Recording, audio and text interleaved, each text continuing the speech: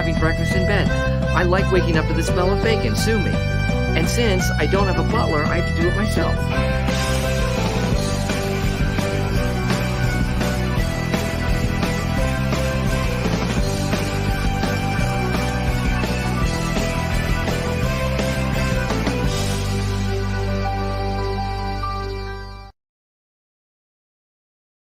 What is going on, guys? My name is the Osnator, and welcome back to the channel.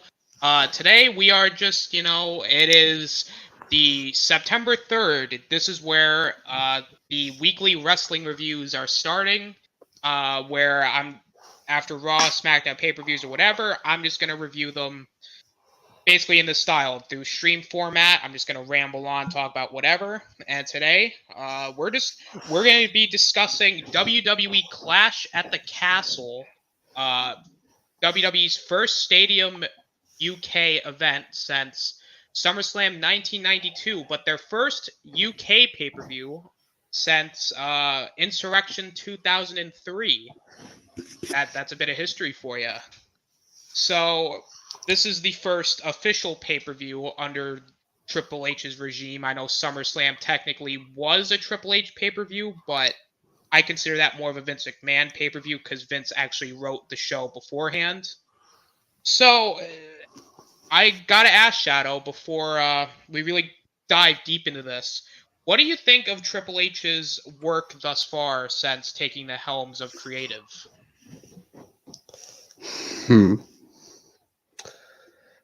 There's a lot of avenues to go down with that.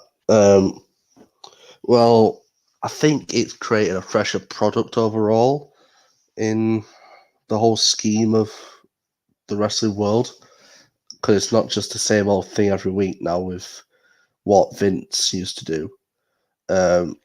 Triple H spices it up every now and then, I mean, the IC and US titles are like, they actually have some sort of significance nowadays as well, like Gunther and Bobby Lashley. Like, they had some good defenses recently with AJ Styles and Sheamus, Shinsuke. But I think the mid-card titles have definitely benefited the most. I will say something that's kind of gone under the radar and has definitely been able to kind of have a bit more freedom is some of the top superstars like Roman, Drew, Seth. Like, from what we've heard, they basically are trusted to, well, they get a few pointers, but they get to fill in the blanks. So I think, well, with Roman, he just has to talk crap about Drew, he fills in the blanks. And as you saw Monday, Seth can fill in the blanks very well. And if I've got to be honest, I'm liking where it's going, but I think we need to see a bit more, and I think we need to give it time for the honeymoon period of this new regime to be over before we can fully start to understand the direction that we're going in. Fair enough. What are your overall thoughts on the pay-per-view as a whole before we get into the matches? I've got to be honest. The matches, I'd probably say most of them were about 7s out of 10s. I'll go on to the Roman and Drew match later on, but Seth and Riddle was okay. It was just very technical and high-paced, and also just very personal in aspects of it. I'm going to be honest, I did not watch the 6-man tag, well, the 6-woman tag between Bayley and all that, because I just, gotta be honest, since they lost on Monday, I don't really care. And Gunther and Sheamus, great match, in my opinion. Full-on European-style brawl. I think overall the pay-per-view gets a solid 7. Yeah, I thought this pay-per-view was really solid. I agree with that. I think there are definite points in the show where I'm like no huge returns, like none of that crazy stuff. I mean, you did have a couple debuts in the show and a massive heel turn because someone was a bad fodder. We'll talk about that when we get to that.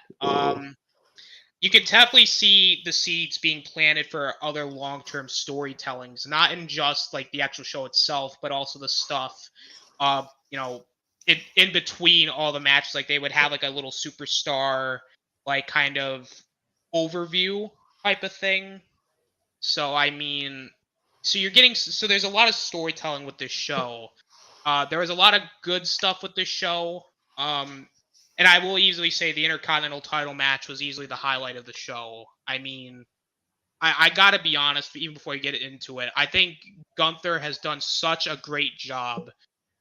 Ever since Triple H came back, he's been having very good matches, building up prestige with the IC title, and all of, like the mid card titles have done really well under Triple H. And I will say, the main event, I have both positive things and bad things to say about it, which, oh, we'll get into that, especially the actual ending of the show, which, oh my god, that was not let's ideal.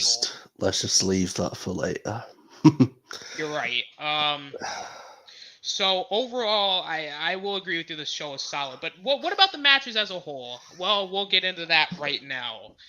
The first match of the show was the 6-woman tag between Damage Control, which is Bayley, Dakota Kai, and Io Sky, taking on Raw Women's Champion Bianca Belair, Asuka, and Alexa Bliss. Now, before I really get into the match, I will say the booking for this match made sense. Like, the story was fine, but what happened on Monday's Raw, where Damage Control lost in the finals to Aaliyah and Raquel Rodriguez, I just thought that was stupid because the entire tournament was based around Damage Control winning. And then to have them lose, it just felt like you just had them lose to have them lose. Like, it didn't make sense, and it kind of actually makes Damage Control look bad. So it was like they needed a big convincing win here to really be able to get back to where they were in terms of like a dominant trio, which I think this match did really well. It wasn't like a barn burner or anything, but I would say it was a very solid 6-woman tag.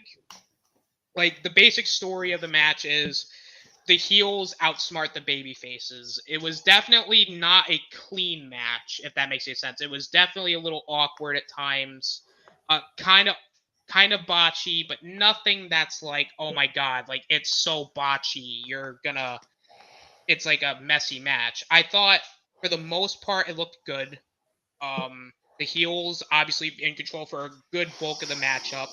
Like, every time the babyfaces tried to get in something, the heels like just somehow outclassed them.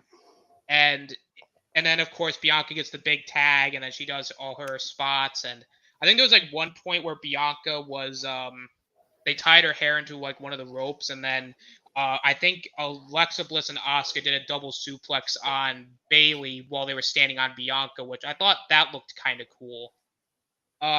The finish of the match, so they all do like all their crazy spots. They take out Bliss and Asuka, and then Dakota Kai does her like big kick in the corner. Bayley hits the rosebud. I think that's what she calls. It's like the headlock driver move, but she calls it the rosebud. And Io Sky hit the moonsault, and it made Bianca look strong in defeat because it took 3 people hitting their finishers to beat her.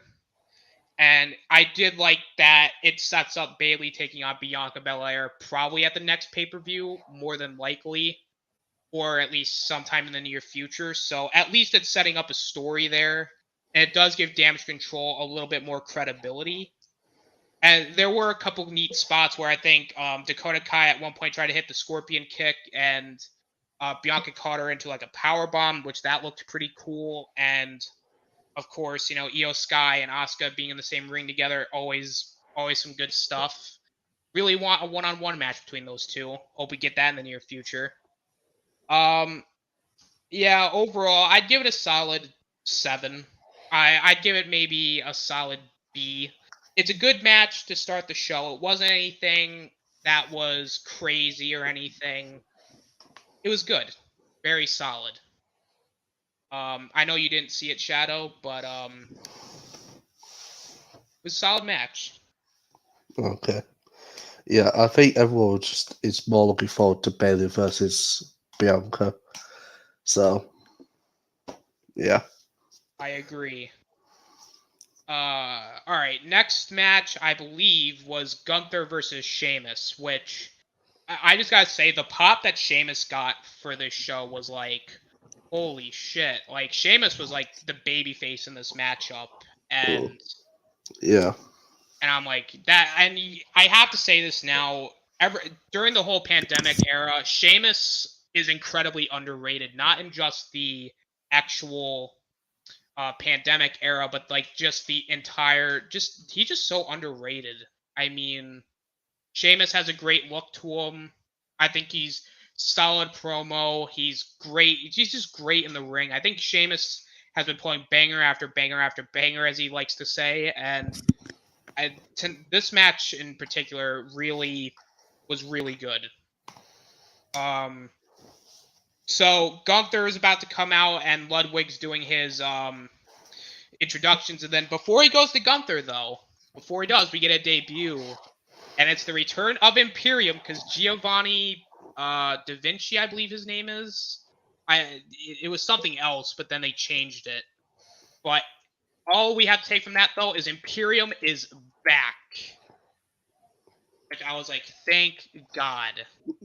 Yep. Oh, Giovanni Vinci. That's what his name is. He used to be Marcel Bartel. Or no, not Marcel. Fabian Eichner.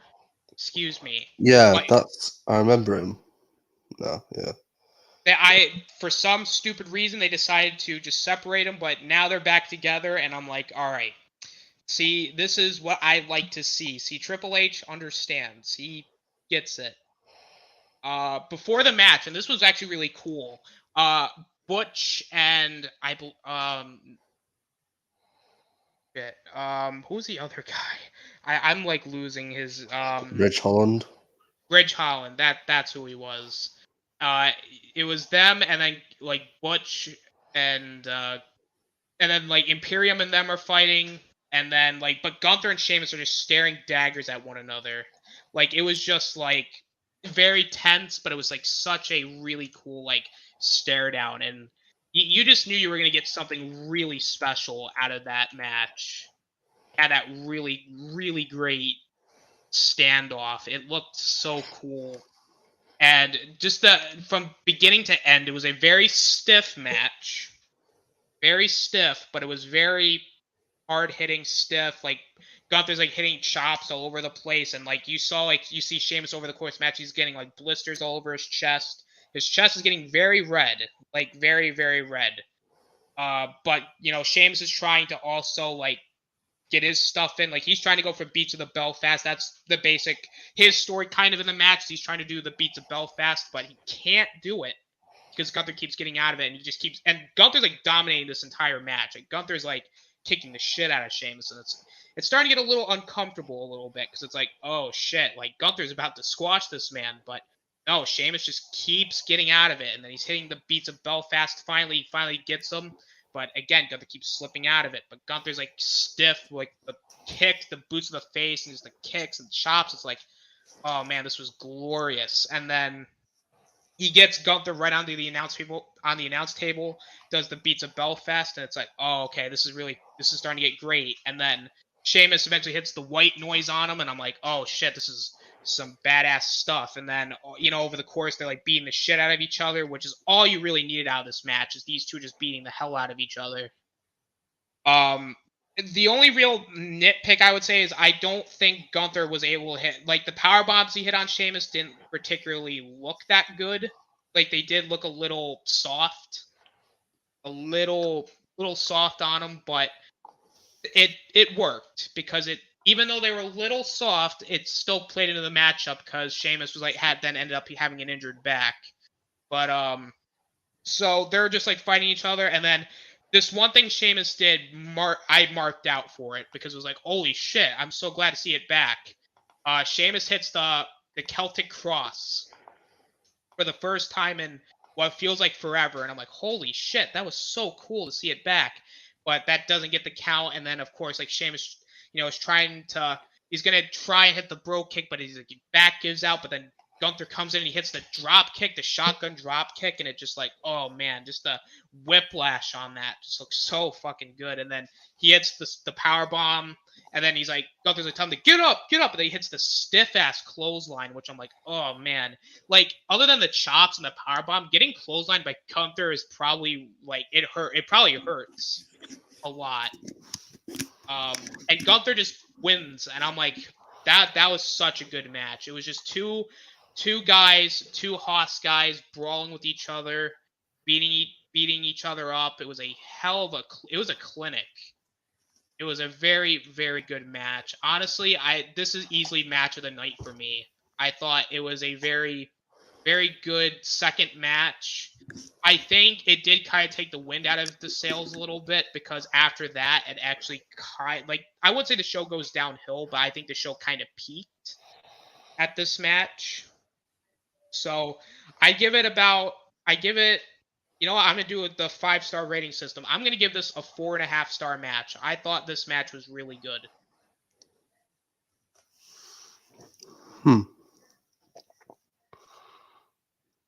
What say you? 4.5 out of 5. Yes. That's kind of high. I mean, I agree it was a great match. Sheamus and Gunther are just two big, muscly white men wanted to beat the shit out of each other European style, and they did that exactly.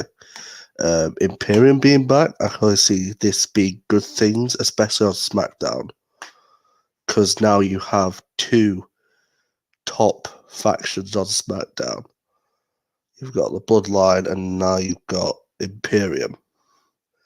And I'm hoping those two will collide post WrestleMania, and that'll be Roman's first big feud after The Rock. If we even get to The Rock. Yeah. Well, post LA Mania, anyways. But yeah, I think I'd like to see this match again, maybe, but a little bit further down the line, because I feel like Gunther right now just needs a couple more people to go through. I think one person that could suit him right now on the roster could be maybe Kofi, just so Kofi could just have no chest left. Yeah, and also like I just want to like see like somebody like kind of like in a high flying sense, like Ricochet. Yeah. But like get somebody like a Woods or a Kofi to kind of work with them to kind of have like that stiff worker, high flyer guy there. Yeah. I would like to see that. I mean, I agree. I do want to see this match again, where maybe down the line I would like to see Sheamus get the rub and have him win the IC title. Because to tell you the truth, Sheamus deserves it. I think Sheamus should win a title. Yeah. I would and I kind of want to also, maybe if you want to go still around the Sheamus thing, if you want someone like Sheamus, if he wasn't already on Raw, I would have liked to have seen Gunther and Bobby Lashley. Yeah. Same. But I don't think that's going to happen anytime soon. Well, actually, after Mania, because apparently there's going to be a draft post Mania. So, if Triple H is still doing the brand versus brand thing, I would definitely like to see Gunther and Lashley if they're still doing it. I don't know if I would do it because I think they need to get out of that whole brand versus brand thing, especially since the brand split's really non-existent at this point. I think they need to re-solidify it so Well, I'll explain what I would have done with the world titles when we get to it, but we just need to really put the brand split in its place. Yeah. Because since the wildcard rule back in the day, shit has not worked. Nothing has worked. I agree. Yeah. But I think the perfect opponent for Gunther next would probably be a Kofi. And then after that, I could actually see him. I don't know. I mean, I'd like to see him and Karrion Kross come across each other one day. Oh, that would be a really good match. Yeah. But I feel like Carrion's going to the main event at this moment in time. So I feel like their paths are kind of going in separate ways. Which debatably might not be a good place for Karrion Kross to be, because when we get to it, let's just say Roman's not dropping this belt anytime soon. Yeah, I have shit to say about that one, but I think we're both gonna yeah, have. I think we're gonna have somewhat different opinions, but I think we're gonna have kind of the same thoughts. yeah. But yeah, I think this match overall is a solid 8 out of 10. I think it is one of the major highlights of this show, but I think I'm going to say this in the main event, but the crowd for this match as well was like on it, and it's just this crowd was amazing. And I really like just the amount of respect Sheamus got after the match. Yeah, Very well deserved. 100%. Hey, Resolute Germ, how's it going? Doing very good, man. How are you? All right. So next match on the show that we're gonna cover is Liv Morgan defending the SmackDown Women's Championship against Shayna Baszler. Do I really need to talk about this match? Like, You want me to take lead on this one? you can take the lead for this one. Yeah, Liv won. No one cares. Let's go.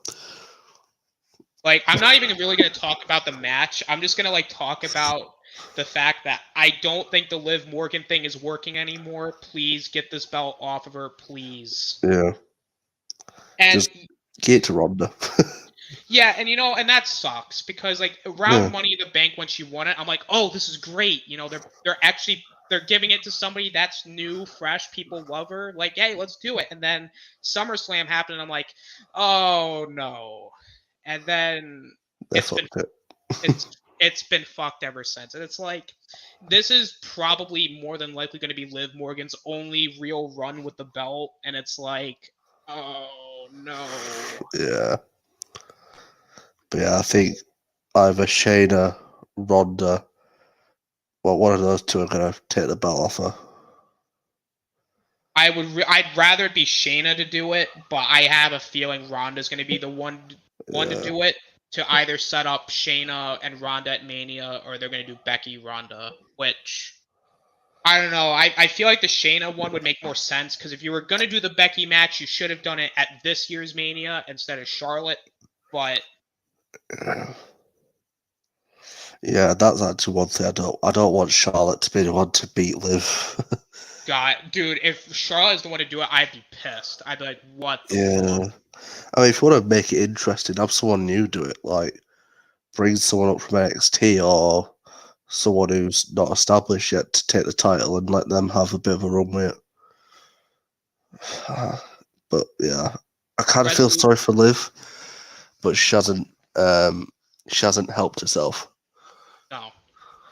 It's like, the problem is that I don't know if what happened at SummerSlam was a botch. I think we even discussed this on a stream. Is like, I don't know if it was a botch or not, but if it definitely was a botch, it kind of fucked her title run, because it made her look so weak. Because Ronda should be the champion, but yet we're trying to portray Ronda as the heel, but Liv's the face. I'm like, no. In fact, I would say arguably Liv is the heel in this situation, because she celebrated at the end of the SummerSlam match, like, oh well, I retained the title, like, oh, lucky me. It's like, no. If I was a babyface champion, I wouldn't take that victory. I'd be like, no, we're gonna have a rematch later down the line, even though I'm probably gonna lose it. I would rather defend the title valiantly and be the hero, rather than just be like, oh, I'm just gonna take this win as a coward and then have Ronda be a heel, even though realistically she's more justified in this situation.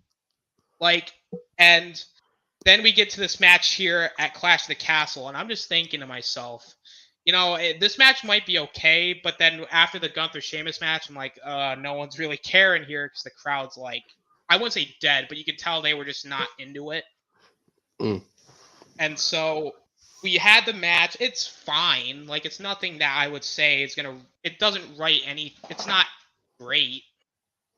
It's just, it was a basic standard match. The basic story of the match is Shayna wants to break Liv's arm, but then Liv, because she's had some training, she manages to outsmart and outclass the heel, and she, somehow retains. And I'm just like, it's fine. Like, it's okay. I'm not going to sit here and be like, it's fine. It was okay, but I'd still give the match like either 1.5 or 2 stars. I'm like, it's not bad, but just ain't good. Yeah. Yeah, I'm just until Liv kind of drops the title or turns heel, still with the title, because the only way that you can actually put someone over when you've lost them as a face, turn them heel, let them have their run for a bit, and then turn them back face. That's the other way. Or just drop the title and she'll go back down to the mid card, being the what if of the women's division. Yeah, because honestly, I would say scrap the tag titles or keep the tag belts, but make a mid card title, so that way you can give it to somebody like a Liv to either build them back up or do something else with them. Yeah. Let's see, a Resolute Germ. It's better on Liv than Ronda. I don't want Ronda on the show at all. She actually hasn't been that bad recently. Her storyline with Pierce is intriguing. Dude, my man Pierce went off on Friday. I'm like, oh shit, Pierce, calm down, buddy, calm down. I was confused. Like, it's all right, buddy. Just take a breath. Yeah. Buddy. All right, Adam. Okay. Yeah. Resolute, it's like Rousey's boring. Anything that gets her off TV is a plus. But it's the news that she rakes in, isn't it?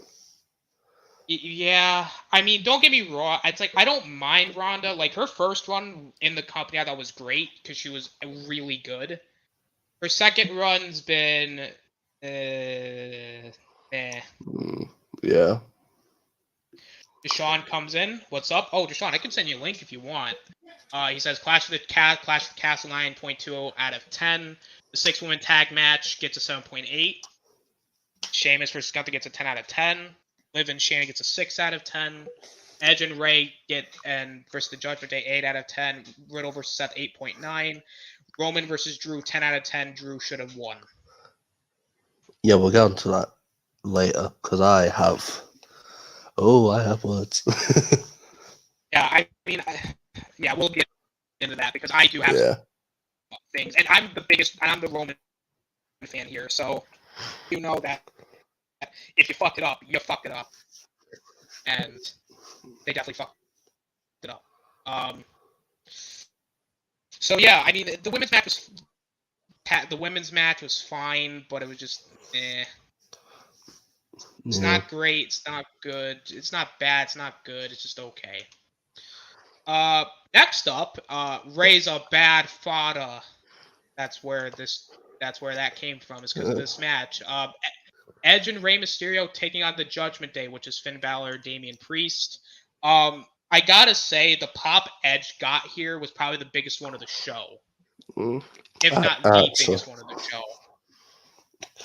I can heavily argue that. Well, I mean, it's definitely one of the bigger ones of the show. Yeah. The truth. We just love Edge over here in the UK. I guess so. Yeah. He's very popular. Edge is extremely popular. I'm like, holy shit. And I love that he came out in the luchador mask, and I'm like, oh shit, okay. Really like that. Alter Bridge was like all over this match because Judgment Day came out to the other side, Edge came out to Metalingus, and Rey Mysterio came out to Booyaka. And then, the match itself, I mean, it's just a standard tag match, right? It was fun. not any, like, again, kind of like the tag match or the women's match. It wasn't anything that I would necessarily say was like too spectacular, but I would say it was very fun. It was just the kind of the standard, Rey Mysterio gets beat up for a while. The Judgment Day are like, hey, we're dominant. And then Edge comes in. They're like, no, not Edge. And then Edge beats them all up. And then Rhea gets involved at some point because she beats up Dominic again. Mm. And then, so while he's getting beat up, like, she lifts him up. But then Rey, like, dives and hits Dominic, which then ends up taking out Rhea, which I was like, oh, shit, that was cool. Like, at one point, Edge does a 619. And I'm like, oh, man, that was cool. It looked terrible. He barely got his feet round. It did look bad, but you know what? Just for the fact that Edge hit a 619, I'll give it a pass. It was just kind of like, and then the finish was just, Finn Balor gets hit with the 619 into the spear. Nothing too crazy, right? It was just a pretty basic tag match for the most part. It was fun. The faces get the win. Just when you think everything's going to be all right, Dominic just standing there. He's just vibing with Edge and Rey. He's vibing with his Uncle Edge. He's vibing with his dad. He's just like, yeah, I was here too. I helped win. Then the real fun thing happened. Basically, Edge gets his dick kicked in by Dominic. Mm. Yeah. Did you see Edge's face when he realized what Dom did? He was like, "You motherfucker!" He's like, son of a bitch, not this again. Yeah. And then Ray's like, Dominic, why did you do this? Dominic, you my boy. You're my son. You're my pride and joy. You're the reason I do this. I'm your puppy. Please Down the floor, bitch. Please don't do this. And then, like, Dominic clotheslines him. Meanwhile, like, the Judgment Day are laughing their asses off. Like, honestly, that is, like, the funniest thing that I've seen, because that's, like, the best thing that really came out of the aftermath is, like, Judgment Day are laughing their asses off. And then... Can y'all hear me? Yeah, we can hear you. Okay, great. Just making sure. And then to top it all off, like, it's like big brain, because, like, I have a feeling they're gonna have Dominic go to Judgment Day. So it's like you had Dominic be a big brain. He just, like, he helps the heels win, or no, he helps the faces win just to turn heel and join the heels. It's like I would have rather just Dominic just flat out turn on him and just have Judgment Day win. But just for the simple fact of him being a big brain, and also because Ray's a bad fodder.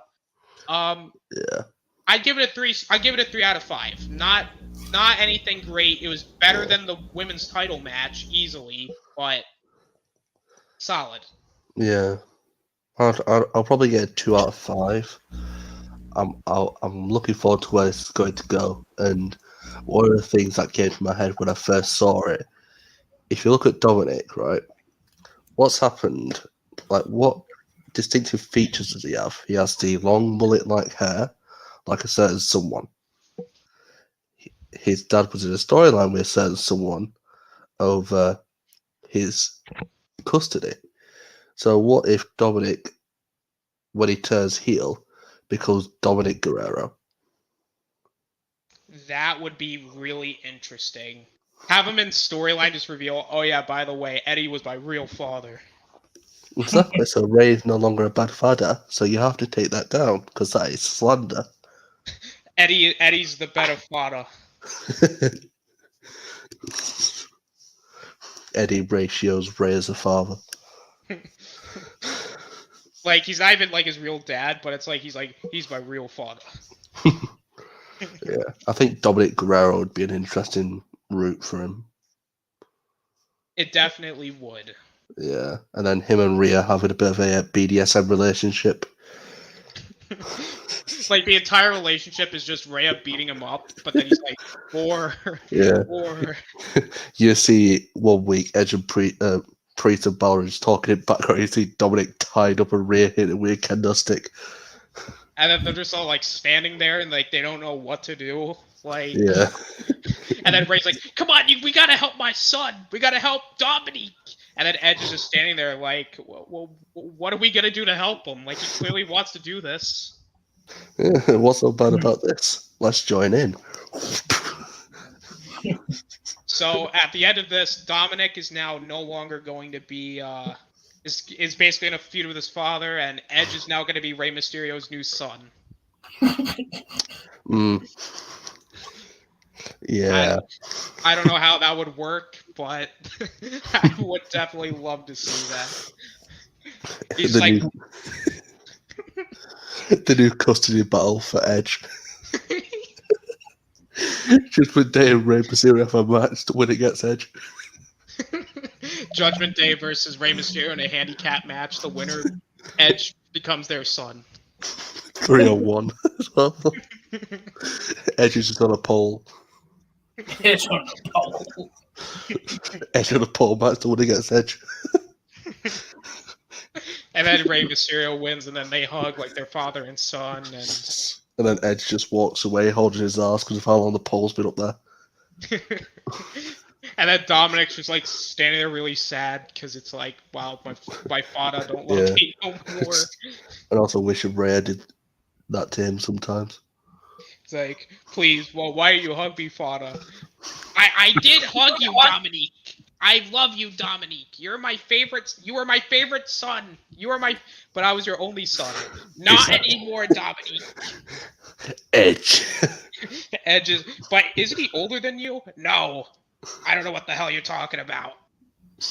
Adoption. You ever heard of it? He's my new son.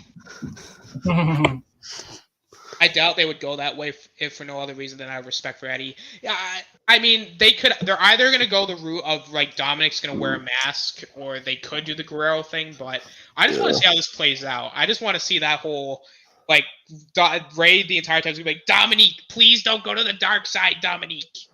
Do not betray our family, Dominique. And then Dominic just like, no, fuck you. I'm gonna get beat up by Rhea. He's like, I'm gonna get beat up by Rhea instead. Gets Rhea to attack his sister. Dude, that'd be great. He's like, he gets Rhea to like attack his mom, and that's like, everybody's like, you went over the line, Dominique. Please, you're breaking your mama's heart. No, actually, I'm breaking my mama's back. Watch it. She gone. He does like the middle rope curb stomp, like Seth Rollins did. Fatality.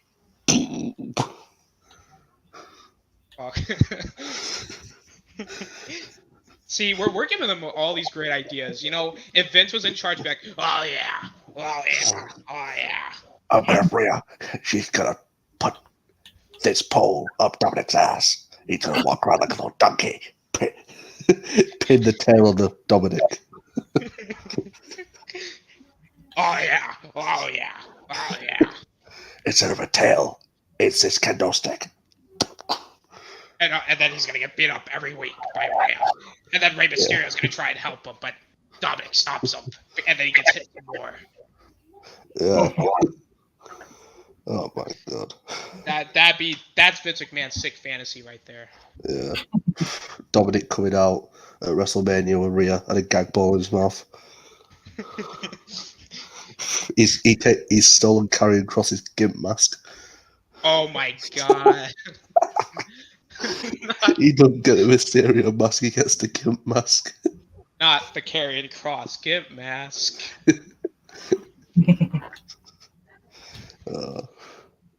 We're having too much fun here. I think we got to move on. Oh no.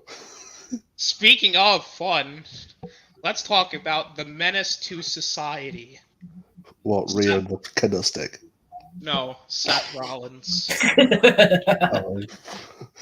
He is different gravy. He's now the new menace to society. He's the new Randy Orton.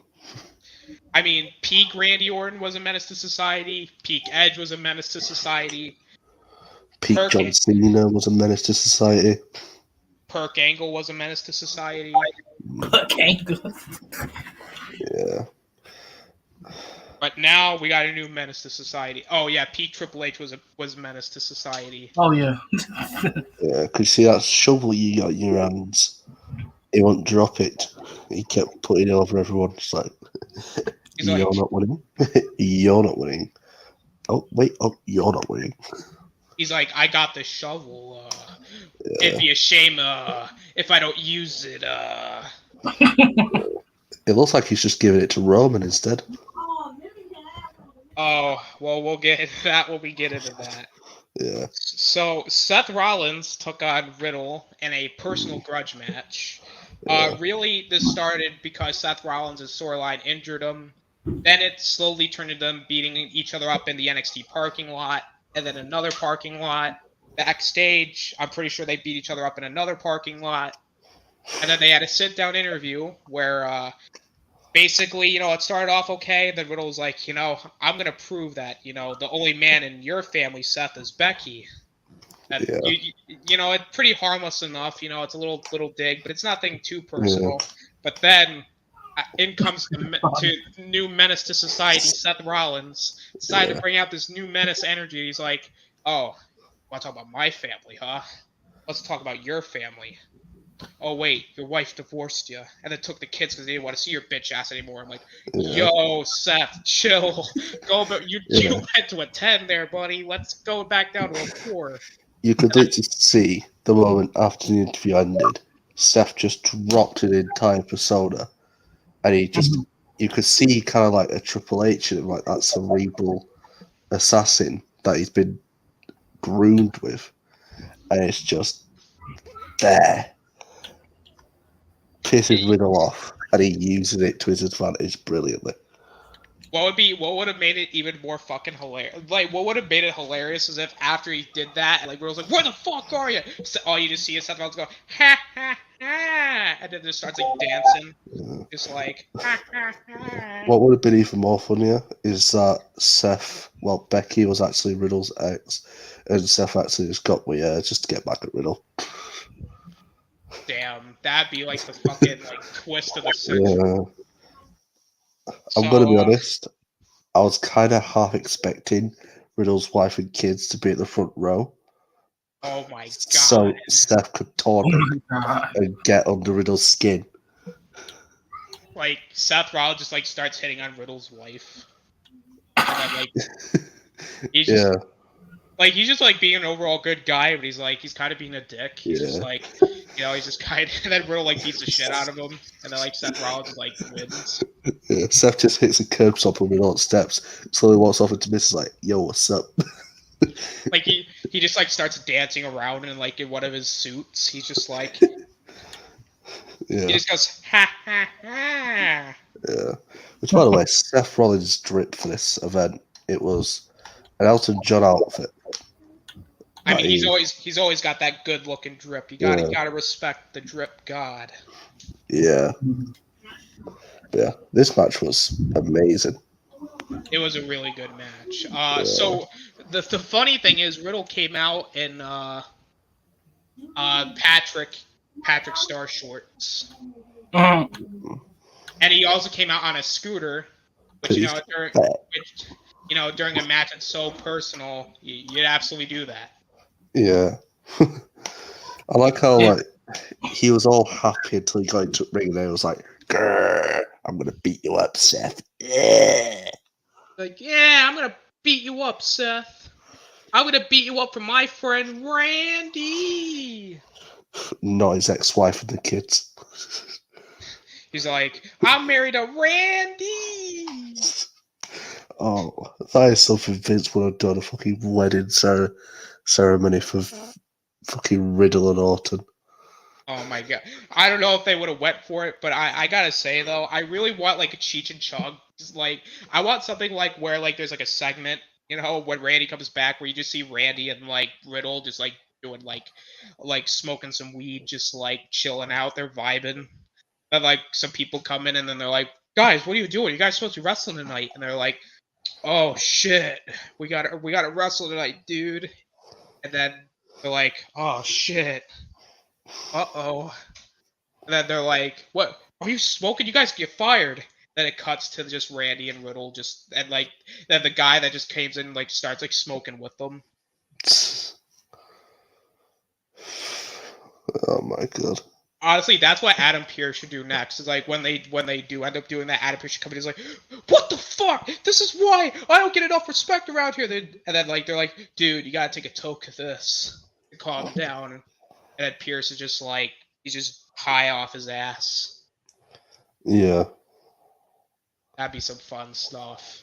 But although I will say though, this match was really good, very intense, but you still had that like Seth and Riddle, like they're still doing like their kind of flashy stuff, and they're hitting all their hitting all the big points. You know, Rollins hitting like a power bomb into the barricade, and then of course Riddle's like doing his offense. He does the bro to sleep and tries to go for the flying bro, but then Rollins gets the knees up, and they're just like going back and forth, and like they're doing all like these back and forth spots, but like Riddle does like a German into like a knee, and then like Seth Rollins does like a neutralizer at one point.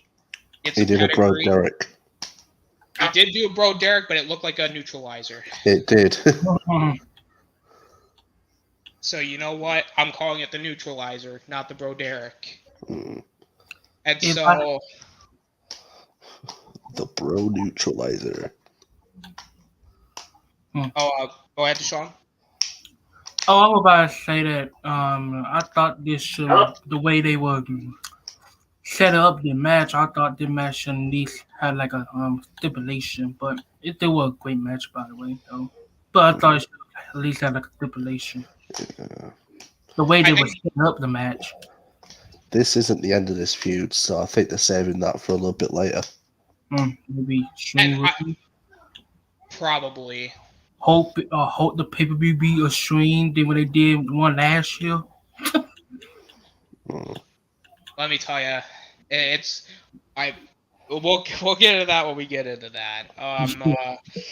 So it's all going back and forth, and Rollins like, and then like towards the end of the match, like he's like bitch slapping, Riddle's like, this is why, like, I don't even know what he said, but like he just talked about his ex-wife. Why for your kids left you because you're a loser. That's why the crowd don't like you, because you're a loser, because you're a bitch ass loser. And then so like then Riddle loses his shit, and then Rollins like, oh my god, I gotta get out of here. That like Riddle's about to hit him with the chair, and this is like Rollins now being the master manipulator here. I mean, he's got a little edge in him, little Triple H. Like Riddle goes to hit him with the chair because he's so pissed. He goes for the chair shot. Then all of a sudden, like Rollins goes into the ring, Riddle goes into the ring, and then you see the stomp, and I'm like, oh shit, this is gonna be over.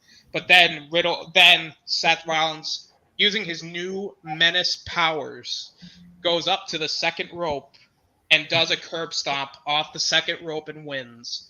And then, like the menace he is, he goes out and he wins because he's the ultimate menace. And now his suits, he's a menace. I give this match... Ooh, this is tough because I give this match a 3.5 star match. I think if there was a little bit more intensity to the match, I actually think this would have been a 4. But I think there was enough here for a fun match, and I actually really like the finish to it because Rollins kind of needed a big win here, seeing as how he just lost to Cody 3 straight times, and not to mention he kind of lost to Edge like in their feud, so it's kind of like you had to give him a win here. So it was really nice to see Seth getting a win for once. This is the first pay-per-view win Seth Rollins ever has since Royal Rumble. Which is absolutely insane, because you would think of Seth Rollins being one of the bigger, like, he's like one of their big guys, you would think that he'd be getting more wins. Yeah. Yeah. But that's what I love about Seth. He can lose this many times but still be one of the top people on the roster. He was like one loss away before JBL just went, well, what the hell happened to you? You're going to join Baron Corbin and me, and we're going to be a tag team now. That's going to be interesting. But yeah, it's a solid match. Yeah. Which means we're about ready to get into the main event of the evening, which is going to be very polarizing depending on who you are. And that was Drew McIntyre versus Roman Reigns for the Undisputed WWE Universal Championship. All right, let's get this out of the way. The best part of the match was Austin Theory getting knocked out by Tyson Fury. Gotta be honest, that is up there. That shit was fucking hilarious. Not But gonna lie. I don't know if Tyson Fury was trying to go for a hook or a clothesline, because if he was, he missed with both. Yeah, but it was still hilarious. There he Yeah. gets knocked out. Like, all right, so this match is kind of like the Extreme Rules from last year with Balor and Roman, where the match itself was good, but it was just the ending that sucked. This match was kind of like that because everything leading up to the ending was really good, but then the ending happened and it was like, oh man, that was dumb. Like, so the match kind of just goes off. You know, it's like it had like that WrestleMania feel to it, kind of like that crowd was like just buzzing, right? You know, Drew McIntyre came out to the Broken Dreams, but then it came to like his current theme, which it was kind of like one of those omens where it's like it should have been an omen, like you should have predicted, like, oh, yeah, Drew's probably not gonna win this, is he? Because he's not coming out to the full Broken Dreams theme, but he's coming out first, and I'm like, uh-oh, this is not looking great for him. And then Roman comes out and like as a heel, like he's getting like booed and stuff, but it's like you can see he's like getting like frazzled in the match because like he sees like the crowd just like booing him and like they're cheering McIntyre. Like Roman's like fucking like what do I do here? So they're going back and forth. Drew's got the upper hand, but then he gets distracted by Karrion Kross and Scarlett in the front row.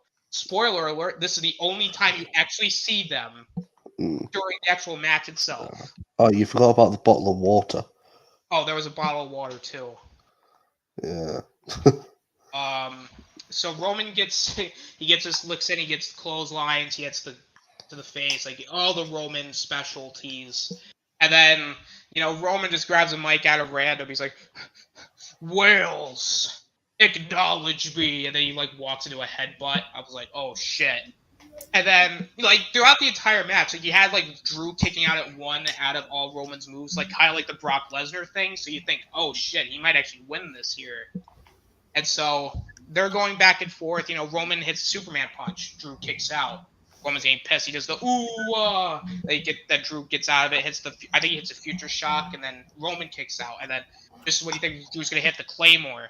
No, Roman carries with the Spirit, Drew kicks out, and everyone's like, oh my god, this might happen. Roman puts Drew in the guillotine, but Drew gets out of that, and everyone's like, oh my god, maybe this will be the time that'll happen. And then Roman hits him with another spear, and then Drew kicks out again, and Roman is just losing his shit at this point. Like, I think his voice breaks a couple times. He's like, that was 3! We talked about this! And so Drew hits a Claymore, and Roman goes into the referee, and Austin Theory runs down with his little briefcase, and he's like, well, I'm catching up, doing it right now.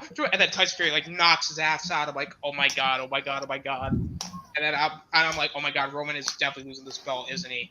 And then it's so, at one point Drew hits him with a spear through the barricade, and then Drew hits, back in the ring, like Roman's like, oh my god, what's going on? And then Drew hits him with the spear, and then he hits the Claymore, and I'm like, oh my god, is he really going to win like this? And then all of a sudden, you see the referee pulled out of the ring by Solo Sikoa. Now, it's not a bad thing, right? Because it's like, oh, Solo's going to be with the Bloodline. That makes sense. But the finish happens, and it is the lamest fucking finish I've ever watched. It was literally Solo Sikoa just drapes over the top rope, and then Roman hits a spear. That was it. All of that alludes to a spear. Like, Drew McIntyre went through all of that just to lose to getting his throat caught up into the rope and getting hit with a spear. That is easily I wouldn't even say it's a lame finish because it's like a cliche finish, but it's just so underwhelming. Especially seeing as how Drew went through all of it just to lose to a little interference and then a spear. And then like Tyson Fury comes in the ring, it's like, oh, you think something's actually gonna happen, and then he just shakes Roman's hand, and I'm like, okay. And then like Roman just walks up the ramp, and then the literal end of the show I swear to God, I'm not making this up. So Tyson Fury comes out and he's like, Drew, you're the hard fought win, man. Like, you did great. We're best buddies now. Good stuff. And then Drew's like, yeah, it sucks but hey, we're gonna party tonight. Anyway, which is like, oh, okay. Like, I mean, that would have been okay, I guess. I feel like I wouldn't be that happy if I just lost a massive title match, especially in the shittiest way possible. But I shit you not, literally the ending of the show was Drew McIntyre, just and Tyson Fury leading the crowd to like music singing. I feel like it kind of was felt out of place. Like, this definitely felt like something that you would see after the actual show is aired. Like, I appreciate it for it being fun, but it just kind of feels out of place, seeing as how you just lost in the main event of a big stadium pay-per-view in a shitty way. Like, I don't know if I'd be happy. I mean, just realistically, I'd be a little upset. I'll let you talk, Shadow, because I know you got a lot to say about this. Right. Well, first up, this crowd. I have never seen Roman like that before in my life. He was shook. Like, this might sound controversial, but this crowd was like Hogan Rock vibes. Like, no matter what Drew did, this crowd went fucking mental. And all you could hear was the crowd chanting Drew. And it was amazing. And as a British fan, well, a British local, we put on a fucking show as a crowd. Like, you barely see anything like that from an American crowd because you're all a bit shit. But yeah, like, it's just us British fans obviously have football, and we have a good understanding of how to have a great crowd. The match overall was really exciting. Austin Theory kind of added a little spice. Tyson Fury did a missed hook or a unintentional clothesline, I don't know, but it somehow knocked Austin Theory out for the rest of the evening. Like, we did not see Theory at all. We didn't even see him get up and walk out. So I don't know what the fuck happened there. But my question to Triple H, and the only thing I have to understand that I need to have a grasp on, is why have Solo Sikoa come now? And why have Drew lose when you've been building him up with all these video packages over the weeks and building him up to be the guy, and literally having broken dreams at the start? And like, this would probably be, if Drew won this, the streets of Wales after this would have been fucking flooded, and this would have been the biggest pop in wrestling history if Drew won there. But no. Solo Sikoa puts his neck around some ropes for about half a second. Reigns hits him with a half-ass spear after a 35-40-minute match. And then the ref comes in, which that ref had been knocked out like a couple of minutes now. He came in as soon as Reigns hit the spear, so it was fucking scripted as shit. And then it's the 1, 2, 3, and you're just like, it just doesn't make sense. Like, I get Solo is a cousin of Roman and is the younger brother of the Usos, but why now? And why not have Drew win? That is, to me, this is similar to Booker T and Triple H at WrestleMania 19, where Booker should have won that match, and that was one of the biggest booking mistakes I've seen, and this is a big mistake. Drew should be holding those titles right now. Or, maybe do the sensible thing, and before the match have Roman be like, oh, by the way, I'm not putting this title on the line, I'll put this belt on the line. I just don't get it. Yeah, I agree. I understand that maybe from a realistic standpoint that to take the belts off Roman now, especially to somebody like Drew McIntyre, like don't get me wrong, I would have been fine with Drew winning. But the problem is the only real person that's really going to benefit from it is, well, Drew, because, you know, I would have rathered it been somebody like a Cody or hell, somebody from NXT like a Braun Breaker to kind of help build them up. But I understand with Cody getting hurt and them not being really built up enough. And especially now that Roman's part-time, you probably need to put it on somebody like a Drew McIntyre who's going to be there for quite some time. And my question really is we know that Roman's going more so part-time now. Why are we keeping both belts on him? Because I bet you he's not going to be at Extreme Rules. Nah. I bet we're not going to see him until Survivor Series. Yeah. Well, we might see him at Crown Jewel. Are they even still doing that? I don't know. I mean, we might even be lucky to see him at Survivor Series because the world title champion versus champion match can't happen if someone's holding both of them.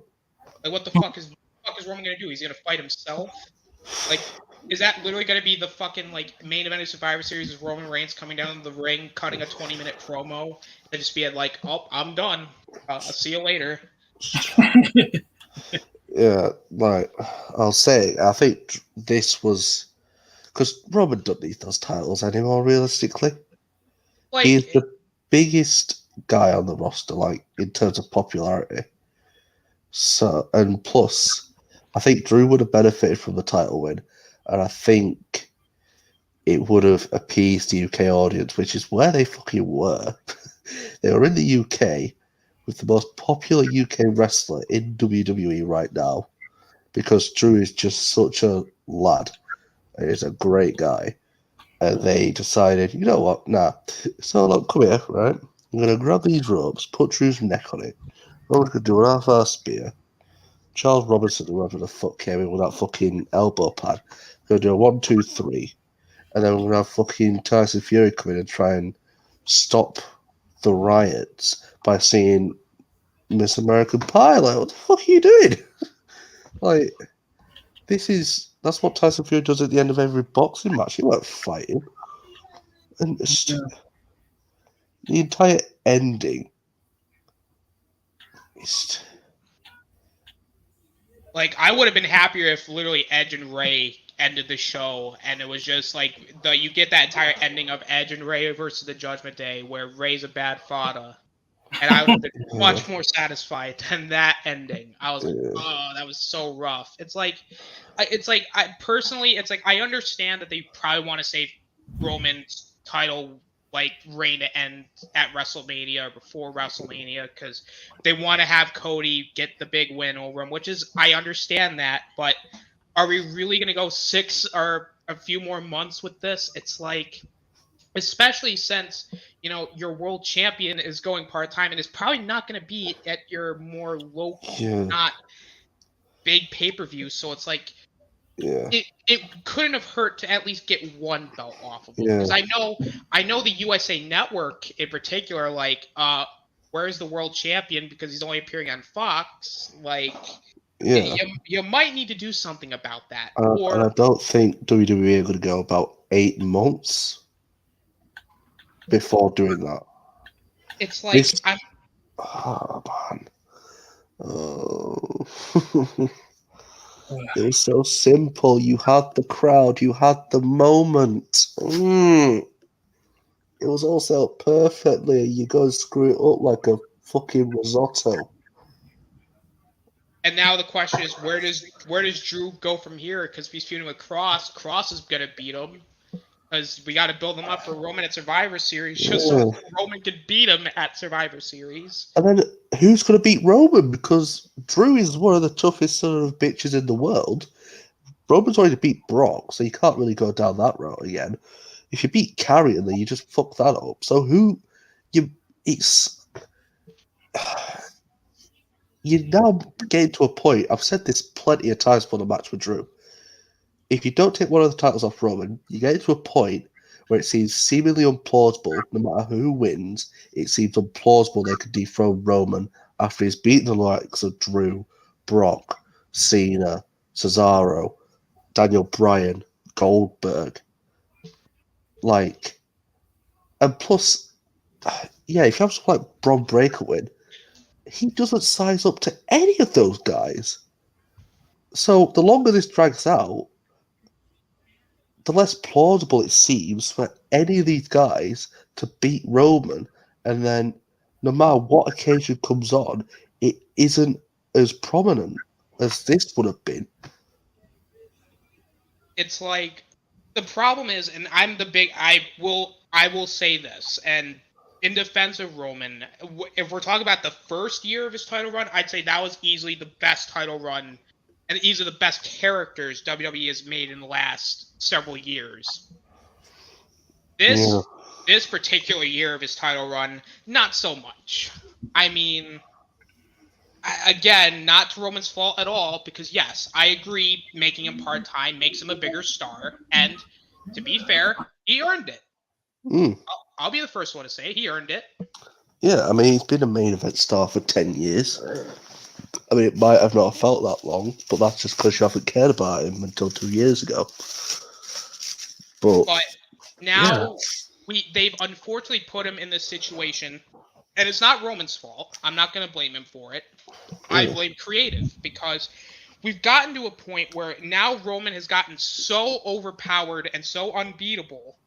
Who the fuck are you going to have beat him? Exactly. Because it's sure as hell not going to be Karrion Kross, more than likely. Yeah. And beat him. It could have. But we still got a long ways to go before Karrion Kross is even really legit again. Yeah. I mean, we're getting there, but we're not there yet. Yeah.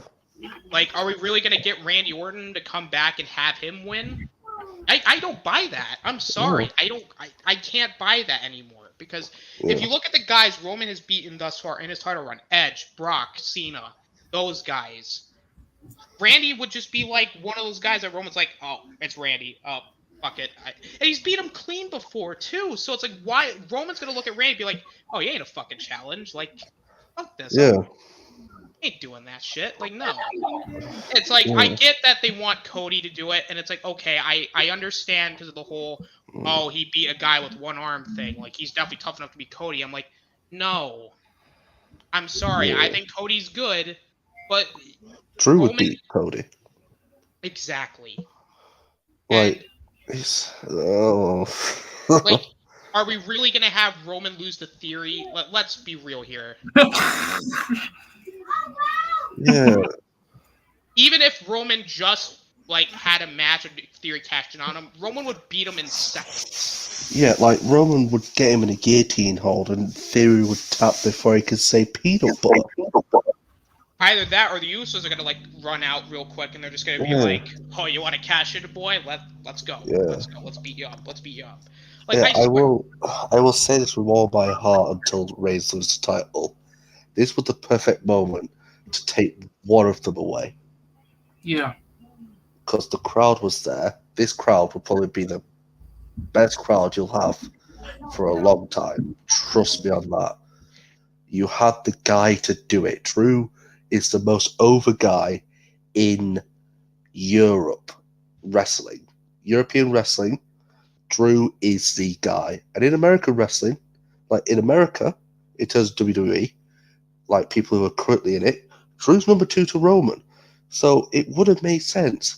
Give Drew the WWE title. I don't care. If you want to extend Roman's Universal title reign, go ahead. But Drew deserved one of those belts. Because Roman not being on Raw is affecting Raw. And because he's a part-time, you can't promise USA Network, oh yeah, Roman's going to be on Raw as much as he on SmackDown. He's not. So if you give Drew that belt, have Drew go on Raw, have him face Seth for a couple of months, wait for Cody to come back, Cody and Drew at Mania, Roman and Rock, and then just go from there. Not have Roman... I hate to say this because I do admire Roman and the stuff he's done, but he's holding the titles hostage at this point. He's doing what Brock did 5 years ago. Yeah, and it's affecting the main event stars that Triple H is trying to build. Like, imagine, like, because nowadays you only really have one key megastar, and that's Roman. Like, and he's going part-time, so right now you don't really have any full-time megastars.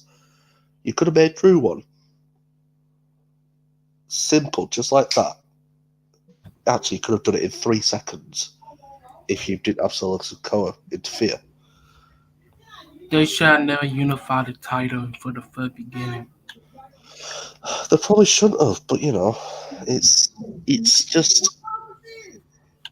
See, the thing is, at the time, I would have been okay with them unifying the belts because at that time, only one belt was important, and that was the Universal title. The WWE title basically meant diddly squat because if Roman was on the card, that belt was not going anywhere near the main event.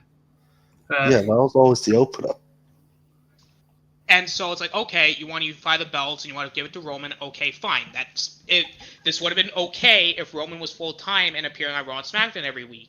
The problem is they put the belt on him once he started to go part time, and then they're like, well, now we got a problem. Now we got no world champion for a few weeks. So, Lashley, you're gonna be the U.S. champ now. Here, you drop the belt real quick. Here's the belt to you, Bobby. You're going to be the main champion of Raw. Gunther, you're going to be the main champion of SmackDown for right now. It's like, I'm not discrediting the US or IC belts, but they are not supposed to be main event belts. They're supposed to be middle of the show belts, and that's not a disrespect to guys like Gunther, Lashley, and all the guys who won the belts, but those were always what those belts represented. They were mid-card belts, workhorse belts, and the world title was your main event, and the world champion is who you came to see. Yeah. Sorry to interrupt, but in this instance, with the Drew and Roman match, everyone came to see Drew beat Roman in this case, because we've been hearing rumors.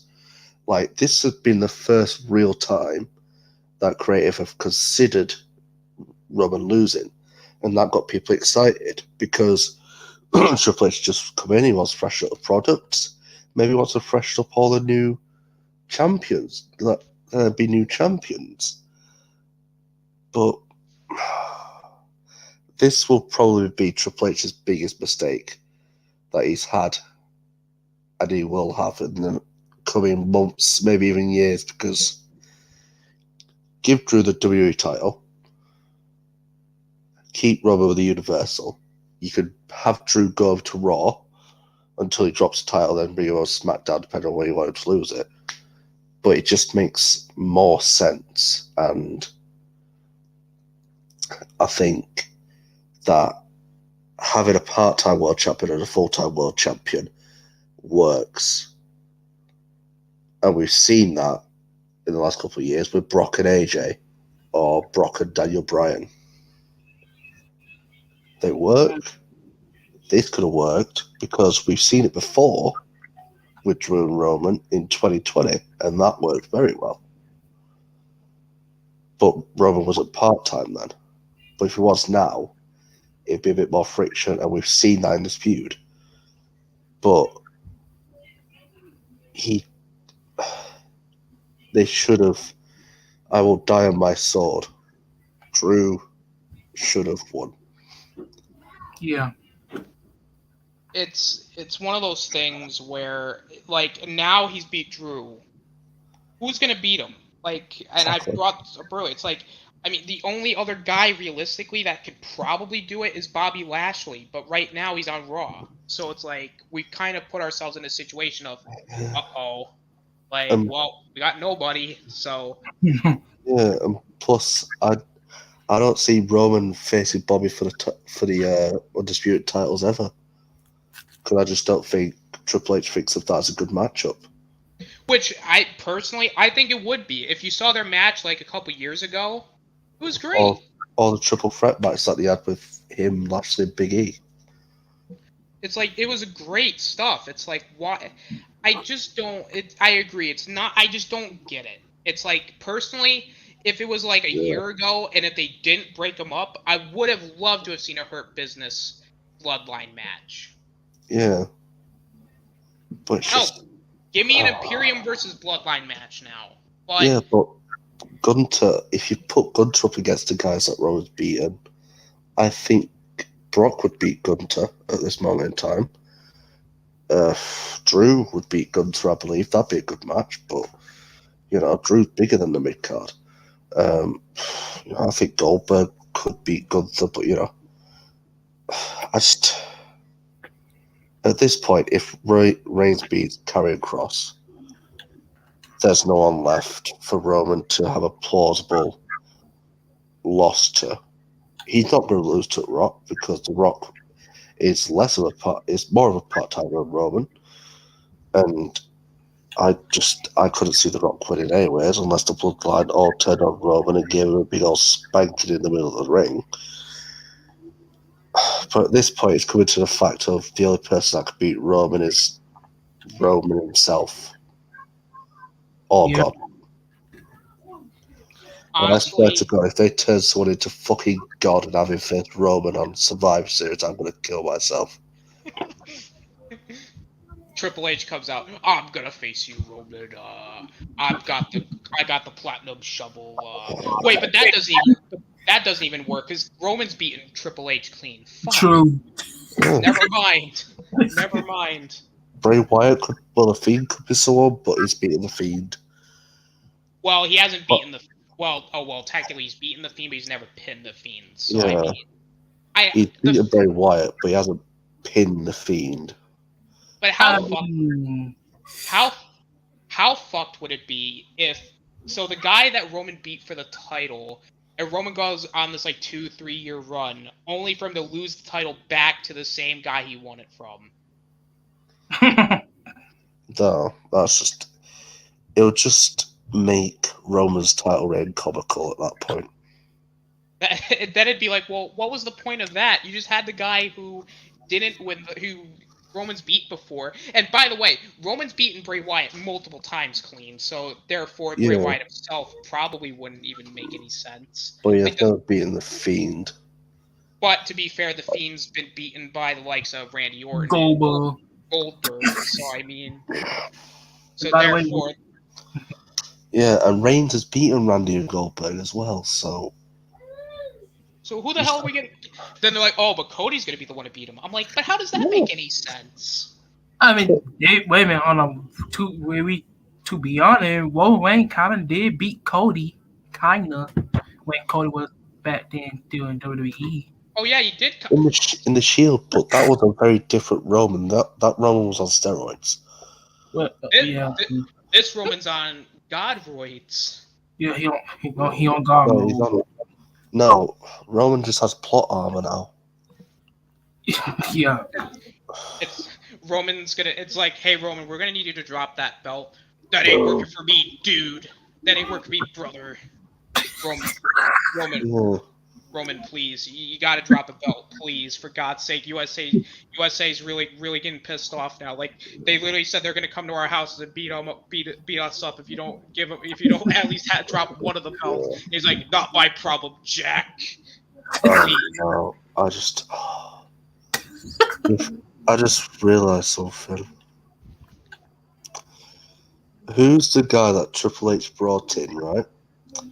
That has not been beaten by Roman.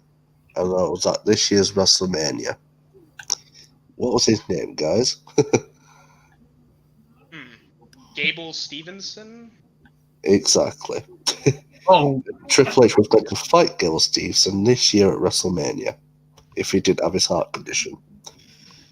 So, apparently, from news, I guess they are no longer interested in Gable Stevenson, seeing as how apparently he's not doing very well in training, so. Yeah, well, that kind of fucked up. If he still does go to WWE and do all that stuff, if they have him beat Roman, I'm going to throw myself out of a window. because there is no way a gold medalist called Gable Steveson is going to beat the tribal chief from the biggest wrestling family in the entire world, called Roman Reigns, and the man who has beaten some of the greatest wrestlers of our time. And neither is Braun Breaker, because he is not ready, and he cannot beat Roman. Because Roman would run through him like a fucking nuclear missile. All right, Kamala Harris couldn't. I have an idea. Chad Gable will take on Roman Reigns, and all Chad Gable has to do is go shoosh, and then Roman just drops the titles. And then he just picks them up, and instead of doing the fingers for a thank you, he does it with the titles. Like Roman just he just goes shoosh, and then like Roman just lays down, just like, please just go away. I will lose. Just you leave me alone. And then he just has like one of the belts, Jack goes, thank you. Yeah, no. All right. I'm trying to think. Second idea. I think we need to build a time machine. We need to bring in Perk Angle from 2007. And then we're going to have Perk beat Roman. You know who I would have loved to have seen do it, but he's not here anymore. Someone who had a realistic chance. Someone who is an absolute wrestling machine. Someone who was once my favourite WWE guy, who's no longer in WWE. And someone who I think could have a realistic, like, real chance of doing it. Like, if you look at his body of work and what he has done to people, I'm going to give you the name of Samoa Joe. Yeah, Samoa. I really would have liked to have seen Samoa Joe and Roman at least, like, I know they've done it multiple times, and I know the Backlash match sucked, but I would have loved to have seen Tribal Chief Roman versus Babyface Samoa Joe. I did it on my 2K19 Universe mod, and it was great. It's I don't know, because like I know that from what I've been hearing, Joe's not very happy over there at AEW, and I think now he might be seeing that Triple H is back. And he's like, maybe, but he's probably like, I don't know, because he got fired twice, and after he was literally made to wear like a poncho. Yeah. So But, I mean, that weren't Triple H wanted to fire him. That was Vince because of his big contract. But, yeah, I mean, if you look at Samoa Joe's background in wrestling, the amount of people that he has left in a pool of blood, the amount of people laying on that mat due to Samoa Joe's violence, it's a realistic way that Roman could have lost the titles. And you know what? Honestly, I know that it wouldn't be realistic now, and I know that it really Roman would win this, but I would have liked to have seen an AJ Styles Roman Reigns feud come out of like the Tribal Chief character. Yeah. They should have that would happen last year, to be honest. I mean,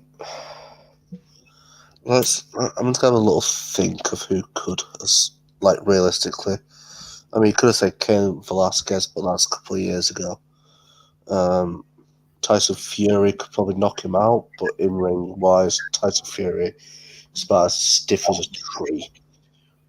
I got an idea. Brock Lesnar. Oh, yes. You know what? We have not seen that match before. I'm very excited. You know what we should do, actually?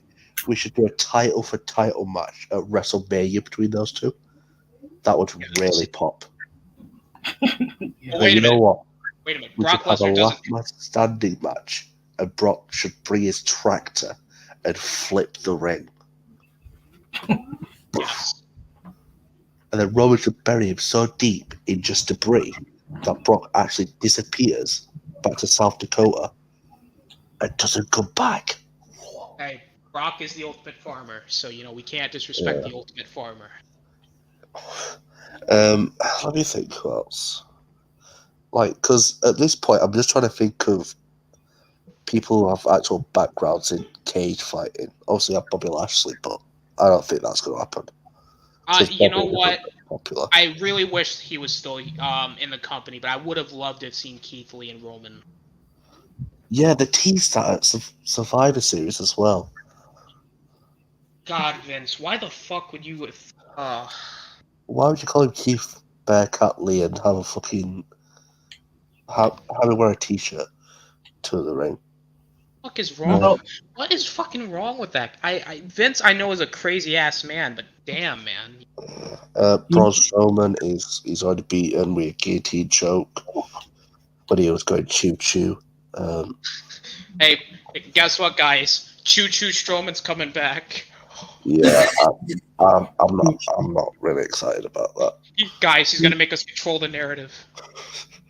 He's gonna make us control the choo choo. Yeah. I'm trying to think. Riddle he's already beat. You know what I just realized? Since he came back, they could do Johnny Gargano push the away at the Royal Rumble. Of course, Johnny Gargano ain't gonna win, but they could do that. They could do that match. Johnny Gargano will not win that match at Yeah, all. The only realistic person now would be Seth Rollins. Yeah, from a psychological standpoint, yeah. Bro, I tell you, like, I wouldn't be shocked if, like, because if they were to go TV, like, full on TVMA, what would be, like, awesome is, like, Seth Rollins comes out in the full Shield gear and he has, like, the blonde streaks, and then, like, Roman just pulls up and just has, like, he's got the Glock, you know. I'ma pull up to the block with a Glock, yo, big chest for the get you. Pow, pow, pow, pow, pow. I mean, from a psychological standpoint, Seth makes sense. I wouldn't be surprised, but I feel like I don't feel like it would really benefit Seth that much because he's already a big WWE star. He's like him, Roman, Drew, Randy, Cena. Like, he's already up there in that echelon, so. All right, hear me out for this one. Grayson Waller. Becky Lynch calls herself the man, right? So what if we have Roman Reigns versus Becky Lynch, and Becky Lynch will be the first female to hold the WWE Championship? Actually, no, that's not true. I swear females held the WWE Championship before, I think. I know China held the Intercontinental title, but I know that, but not for the actual WWE title. Yeah. I mean, Becky, no. All right. Hear me out. The Undertaker's not doing anything right now, right? Well, he's retired. Well, we're gonna bring him out of retirement one more night just to have face Roman Reigns. His hip is about as broken as a fucking bench. All right. So Undertaker's a no. How about we bring back Hulk Hogan? Okay. Hell no. No. I'd rather bring back Mike Tyson. Oh, actually, wait. Mike Tyson could work. All right. Hear me out. How about Bret Hart? Like, can we get Bret Hart back in the ring for one more? Okay. No. I've got an idea. The Great Khali. Oh. You know what? That is not a half bad idea. Let's play. What do we got? That was a Great Khali. Oh God. How about? I know this is gonna be a long shot now, but how about Tony Khan? Do you mean Nick Khan? Yes. Oh, I got one. Stone Cold. Bring Stone Cold back. I think we're a bit past that. I think Roman beats Stone Cold. Yeah. You know what? How about we bring back Ken Shamrock?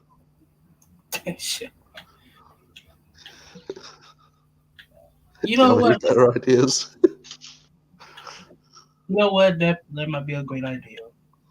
Bring Ken Shamrock back and have him beat Roman over the head with a fucking shamrock.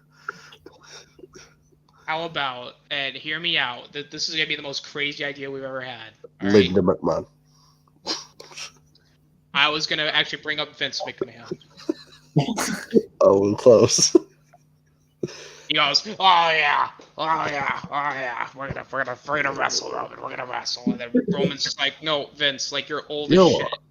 I just No. had a good idea. If this goes out how I think it would, MJF. MJF, yeah, you know what? MJF would be a good one. Yeah. But would he physically overpower Reigns to a point where he could put his fucking meaty shoulders that weigh about probably half of you, Austin, down on the mat to the count of 3? I'm not too sure. How about? All right, hear me out. Let's get my man. We got to get Scott Steiner.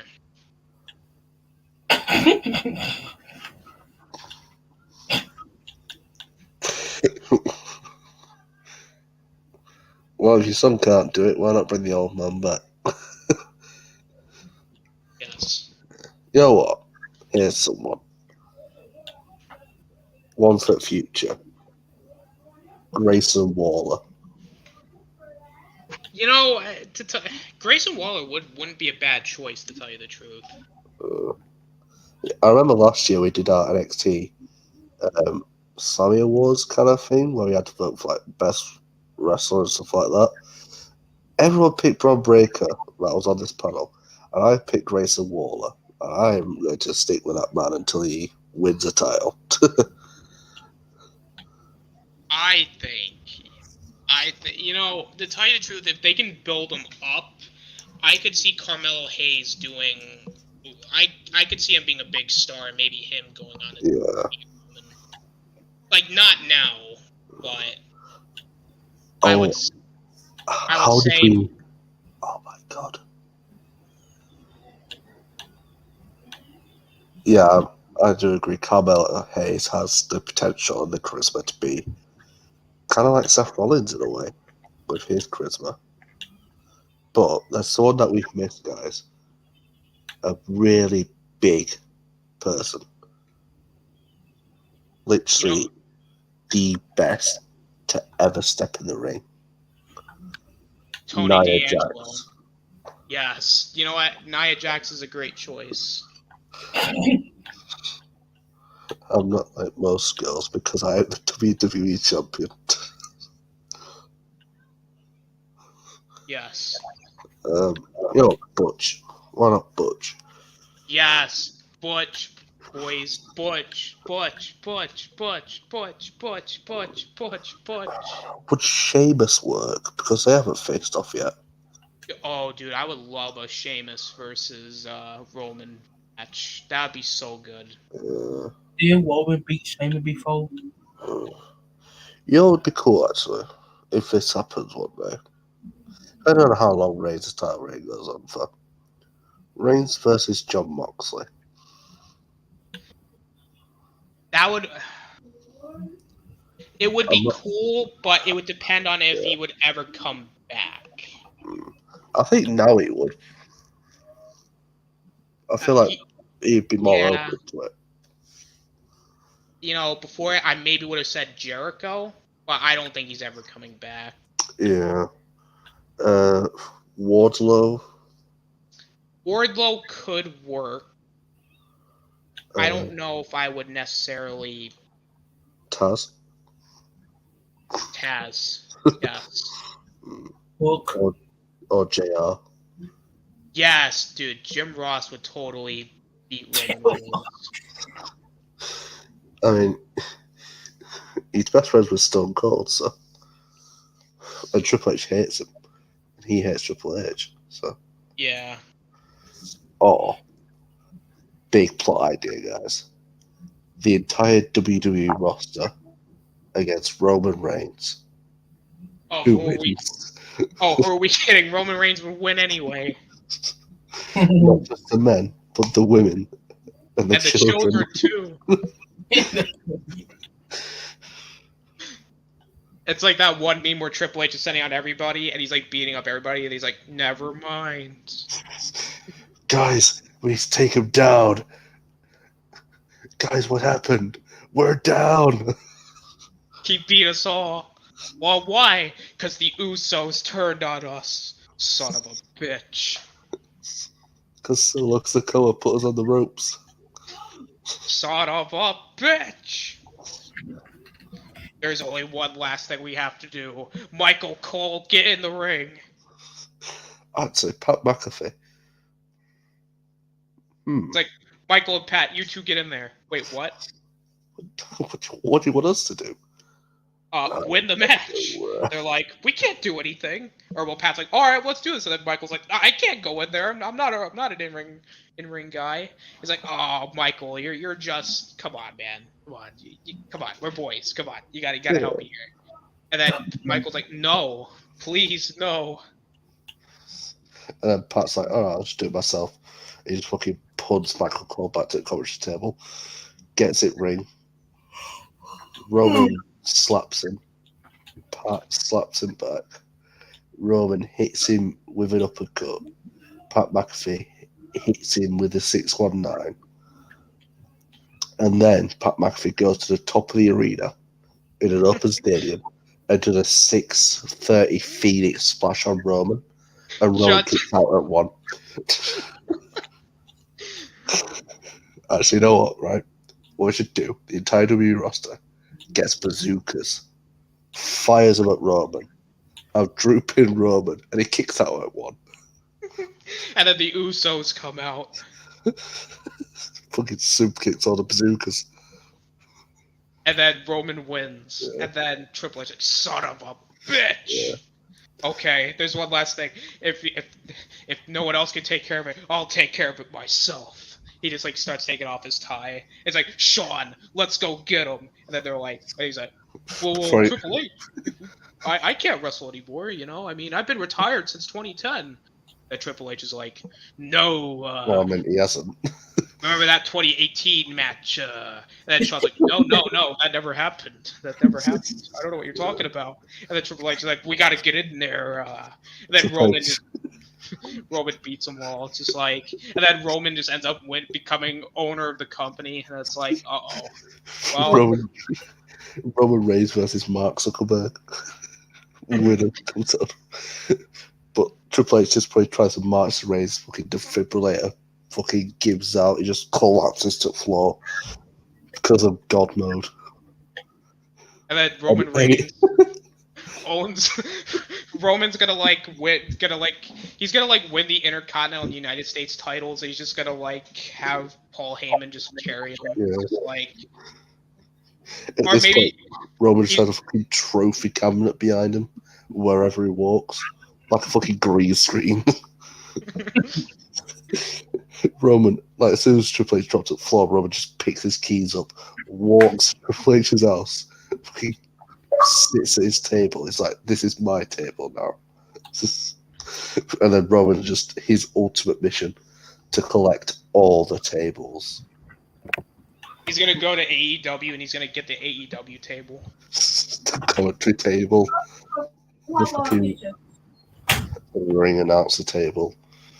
He's going to grab all the professional wrestling announce tables. He's going to stack them up on top of one another. He's going to lie on it. Someone's going to do a fucking frog splash through a ball to him. He's going to kick out at 1. Oh, we should do. We should shove Roman into the center of the earth, launch 5 nuclear missiles into him, and then pick him up, drop him in the ring, have Drew pin him. He kicks out 1.5. And then he wins with a simple spear. And then Reigns spears McIntyre through the crust of the fucking earth into the mantle.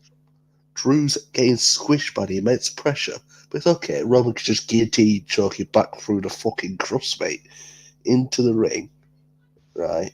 Drew picks him up, belly to belly, through all the tables that Roman's collected. He grabs Elon Musk, who has created the fucking androids. The fucking AI, attack Roman. They slit his throat, and yet Roman still kicks out at 1, even though he's dead. And then he comes back to life as a zombie and wins with a simple spear. Just no, all he needs is a Superman punch. He doesn't even win with a Superman punch. He just uppercuts him and he wins. And then all the androids try to attack him, and then Roman just spears all the androids into the fucking center of the earth. And then the Usos come in and then they just help him for like no reason. And then Sami Zayn just dancing in the background as they all fall to their demise.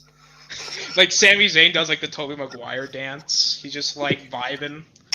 And then Jey Uso is like really upset that Sami's there. He's like, "Why is he here, Uso? He's not even doing anything." And then Roman's like, "Just let it go. Just let it happen." And then Jimmy and Sammy just do their fucking little weird hand thing.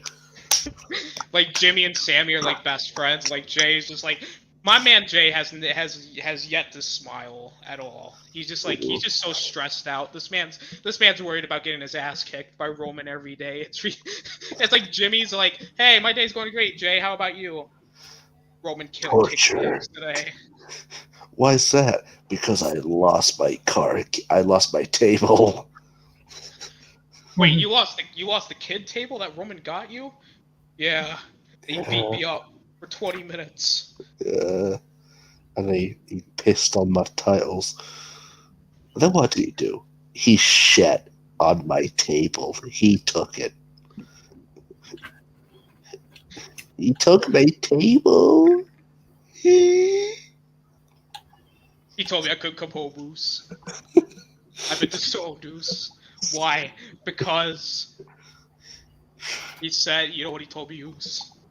He told me, "You suck, Goose." But Roman, I've done some things. He's like, "No, not enough, Goose. You're out of the family, Goose." You will be replaced by Sami Zayn, the whitest man in North America. But wait, he's not even related to us. Well, he is now. Roman just sucks the blood out of him and puts it into Sami Zayn. And then Sami Zayn just starts talking like Jey Uso. Dude, I'm not gonna lie, I love Sam. He's just there in the bloodline. He's just like vibing. He's like, so, hey, Oos, how's it going? And then like Jimmy's like just like, hey, he's like playing along. He's like, hey, yeah, man, it's great to see you. And then Jay's like, get him out of here now. And then Solo's just there, his little brother, trying to butt in, and then Jimmy like, shut up. And then Jay's like, look, the joke has run on long enough. Get out of here. And then Jimmy's like, no, man, he's part of the bloodline. And then it's like, no, he ain't. Well, he is, because we have a blood pact. You see, I just cut my hand. He's cut his hand. Let's pull them together. And we are now family. We're going to merge. Vin Diesel's at the wedding of Sami Zayn and Jimmy Uso. Just at the hands. Made a blood pact, and they are now family. And then, like, Jay's just sitting there having an existential crisis. Oh no! If I don't do this and this and this, Roman's gonna pee all over my refrigerator. Because that's all I have left. He's already taken my missus, my table. Oh no, my table! Yeah. He took me bedside table, he took me dinner table, he took me desk, he took me bathroom table. Bro, how fucked would it be if Cody Rhodes and Roman Reigns are like the main event of WrestleMania, not The Rock, and it's like, you think, oh, Cody's gonna like win the belt, and then like they do the finger poke of doom spot where Roman just pokes Cody, Cody falls down, 1, 2, 3, and then Cody joins the bloodline, and all of us are just like, what? No, Cody, no, not like this. I wonder at what point they're going to go with the actual head of the table thing and actually have Roman compete in a tables match. Oh my god. That would be superb. Yeah. What if, alright, listen, hear me out here. Roman just be like, look, he just somehow Austin Theory loses the Money in the Bank briefcase to Roman Reigns, of course. It's got to be. Catching it on himself. No, it's what would be even funnier is if like he loses the title and it's like, oh my god, it's his reign's over. Then Roman's like, oh yeah, by the way, I'm cashing in, boys. It would be funny if Roman Reigns cashed in on himself and lost. He's like, the only person who can beat me is me. Jesus Christ. He just like starts like doing like a silly Fortnite dance. Does a little floss in the middle of the ring. And then everybody's just like standing there just like, what is going on? Or no, what would be even better is Roman just like he loses the belt and then Roman's like, oh, I have in my contract, I actually didn't, my belts weren't actually on the line, so yeah, you're just gonna have to hand those back. Yeah, and he just slowly starts tugging on him. Like, yeah, sorry, this is it's kind of awkward, huh? Yeah, he just puts him over his shoulder. Still walking up the ramp, just going, yeah, these are mine. Yeah. Yeah. He's like, oh yeah, by the way, you're not getting a rematch, so see you later. Yeah. Sorry about that. Bro, this man's about to be champion forever. Like, there's gonna be some way they're gonna make him champion forever, and I'm just You know what's funny? A year ago, I remember us talking about this, and you would have been perfectly fine with Roman being champion forever. Not gonna lie, if they do any of these ideas, I'd be A-okay with it. Imagine if Roman against Drew, the last match ever, table stacking competition.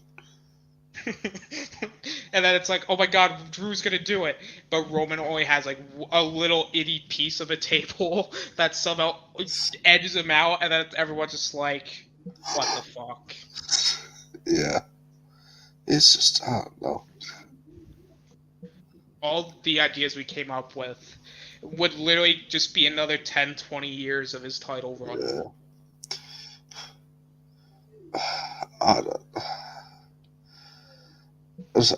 I feel like at this point, Roman just needs to do one thing, or one thing only.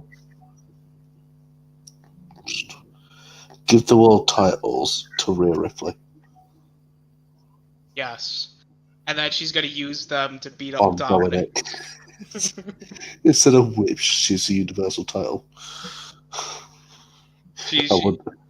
Which title am I feeling today? It's like, Dominic, come here. It's that time of the day. And he's like, okay, Rhea. Oh my! If Dominic Mysterio is the one to dethrone Roman Reigns, I'd be so fucking mad. Imagine Cody Rhodes is just being built up as this big guy to dethrone Roman. They're having a contract signed. Dominic Mysterio comes in, signs the contract instead of Cody, and he fucking beats the living shit out of Roman Reigns. And then he pins Roman. Roman never gets up because he's dead. Right? Dominic Mysterio goes on a 5,000-year title run. And you know who's going to beat him? Roman Reigns. Rey Mysterio. Who's then going to drop it to Roman Reigns after one spear. Yes, because Roman has been dead for 5,000 years after Dominic Mysterio. And then Roman's going to come back from the dead because he is like Doctor Who. And he will do anything to stay alive. He will spear Rey once with no arms. And then he'll pin him. Rey will lose the title to Roman. And then Roman will lose the title to guess who? Xavier Woods. And then Xavier Woods is going to lose to Roman Reigns after one spear. And then Roman's going to lose to Xavier again after one poke to the testicle. And then Xavier Woods is going to make up, down, down the major wrestling promotion. And then Roman Reigns is going to shut down up, down in like one night. as he wins With one that spear. as he wins that major championship, and then he holds the belt for 2,000 years With one spear. with one spear. And then Roman will win it, will lose it again. But to who, you may ask? Oh, that's right, Eddie Guerrero. He's back from the dead. He beats Roman with a Three Amigos and a little sexual contact. Roman is scared. So 20 years later, Roman comes back. He beats Eddie Guerrero. But what with, you may ask? Oh, that's right, a glove slap. And then, guess what? Roman Reigns is going to time travel back to the 1980s, and he's going to beat Hulk Hogan with one spear. And then he's going to beat Andre the Giant with one spear. And then he's going to be the WWF champion for 20 years. And then he's going to and then the Attitude Era is going to happen. He's just going to be the WWF champion. He's going to beat Stone Cold with one spear. No, actually what's going to happen, he's going to erase every single world champion in existence. It's going to be Roman Reigns. He's going to go all the way back to Buddy Rogers and Bruno Sammartino. He's going to start eradicating all of them. And then he's going to be the only champion. Who would actually win? Bruno Sammartino or Roman Reigns? I don't know, man. I think Roman's going to edge it out on this one. Why is that? Spear. He's gonna have. Not only does he have the bloodline, the power of one spear, he's also now got the powers of immortality and also time travel. Roman Reigns is not on God mode; he's on Doctor Who time. Not only is he gonna win, now he's gonna be WWF champion forever, but he's gonna go to the other promotions and he's gonna win their belts too. And then when he's won all the belts in the world, he's gonna have a one-on-one match in heaven with God, and then he's going to win and become God, and then he's going to take hell, he's going to become the devil, he's going to mix them together, he's going to be called the Govel. He's going to call it the table. Heaven and hell, you are now the tables. And then Roman's going to be like, alright, the only way you're going to come in is you got to acknowledge me. Exactly. And at this point, no one wants to acknowledge him except me, because I'm just like, I just accepted it, that I'm like, I acknowledge you. Just please, come on. You know what's funny? We've been talking about who could beat Roman Reigns for the last hour. And then it turned into Roman being a time traveler who's going to eradicate everybody. Who can scare people to the center of the earth. Who could survive a bazooka blast, 5 nuclear warheads, a slit throat. He's going to kick out at one, and he's going to win with one spear. Yeah. Could survive God and the devil. Could survive traveling there as well. And then the Usos are just going to be there. They're just going to be like, all right, we'll help when we're needed. And Jimmy's just over here. He's just having fun. And he's just like, yeah, guys, this is great. And Jay's like, man, my life was so good up until Roman came back. Now I'm sad. Depression has hit me hard. And then Solo's just there. He's just, And he's just humping Roman's leg. And then Sammy's just dancing. He's just like... And then Paul Heyman's over here going, what are you doing? It's like Roman's babysitting his entire family. It's just Roman, the Usos, Paul Heyman, and Solo Sikoa, and Sami Zayn. They're just like, it's just them. And then everybody else is just like on the island of just non-importance. Oh my god. Hey, also after this, Roman Reigns against the entire universe. He begins the entire universe with just one spear.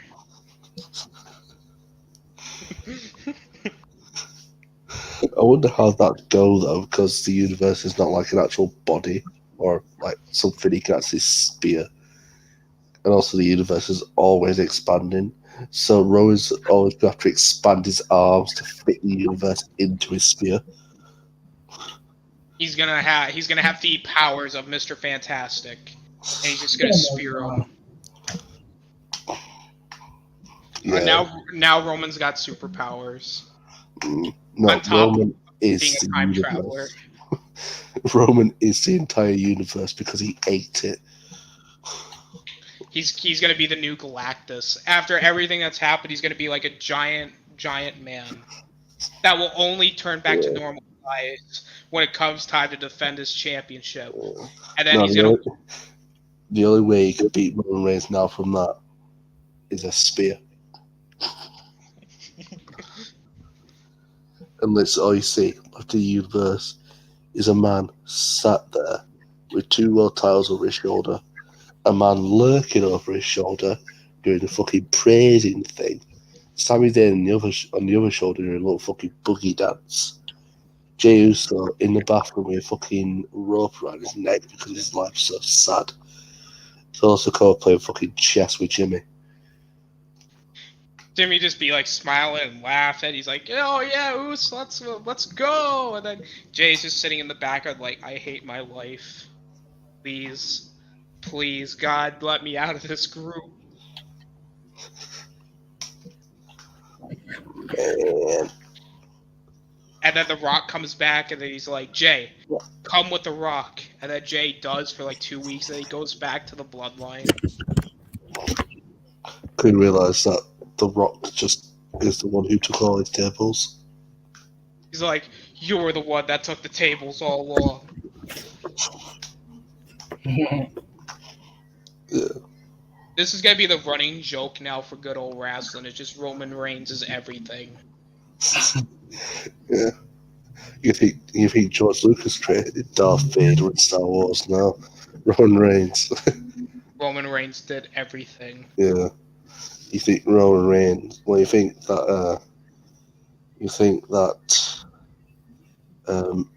Oppenheimer created the nuclear bomb? No, it was Roman Reigns. Oh no, I just had a bad. Can I say it? I don't know. It's kind of borderline. I think it's a bit offensive. Should I say it? Put it in the private chat. Actually, no, I just realised how bad it is. I am not going to say it. It has something to do with the Second World War. I am not going to say it. Yeah, I'll no. keep that to myself. Yeah, we should probably keep that. Yeah. The Black Plague, that was not God. That was Roman Reigns. And he did that just to get rid of Brock Lesnar.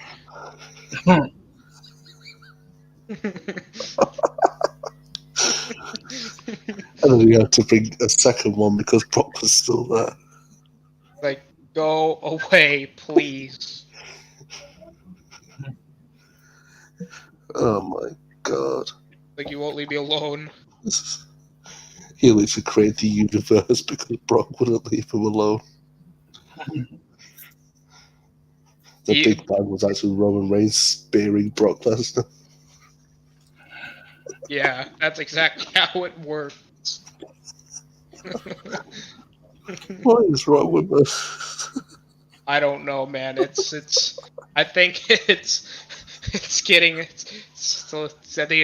and I think we're getting tired, and also Yeah. It's like 3 o'clock in the morning for me, so that's probably one of that's probably why. yeah. You know, it'd be funny. Roman Reigns' ultimate weakness: peanut butter. Damn. No, it would be chocolate because he's a big dog. Oh yeah. But even then, Roman would still win with one spear. Actually, I think Roman Reigns' biggest allergy would be turning face. No, his allergy is going to be people not acknowledging him. Oh, did you see the press conference after Clash of the Castle? Oh, I did see it. And Roman's like, acknowledge me, and then the report's like, I acknowledge you. And he's like, you're goddamn right. Yeah, because he's pissed off that Cardiff didn't acknowledge him.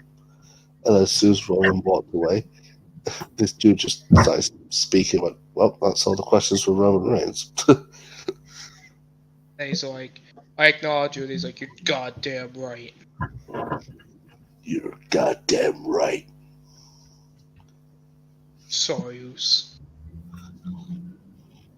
James just comes out and is like, please help. I'm under great danger. I need child protective services, please. He's beating me on a daily basis. Help. Please, please, please. He's like, please, God, please.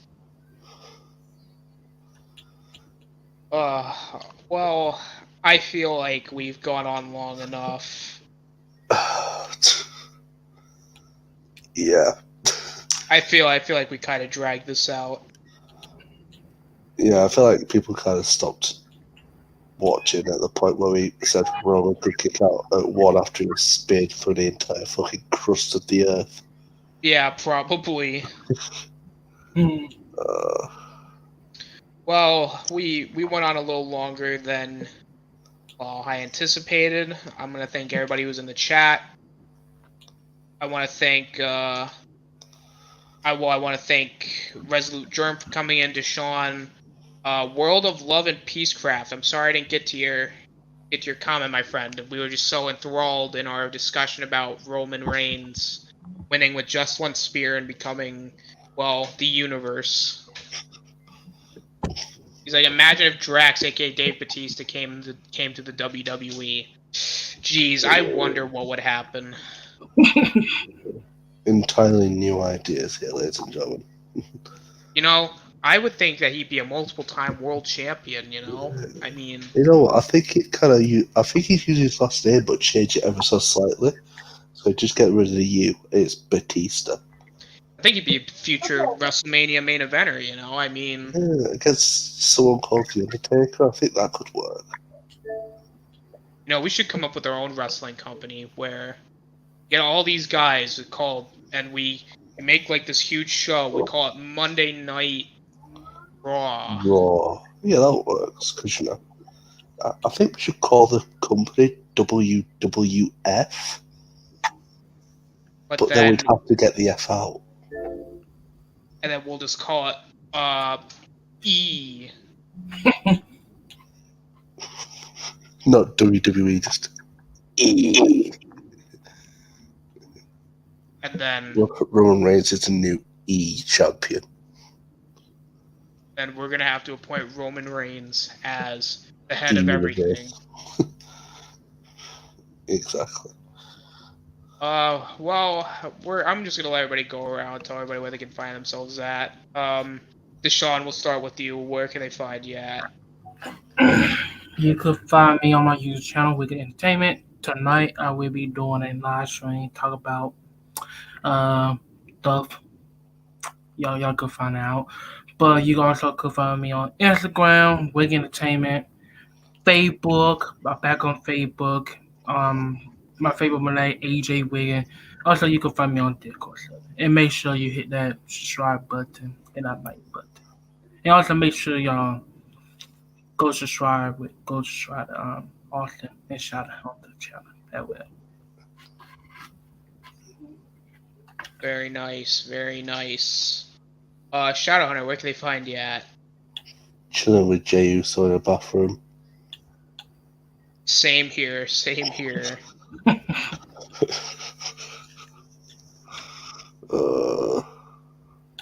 Yeah, seriously, you can find me chilling with Roman Reigns as the universe. He is the universe. Yeah. I will be the special counsel to the entire universe. Very true. Very true.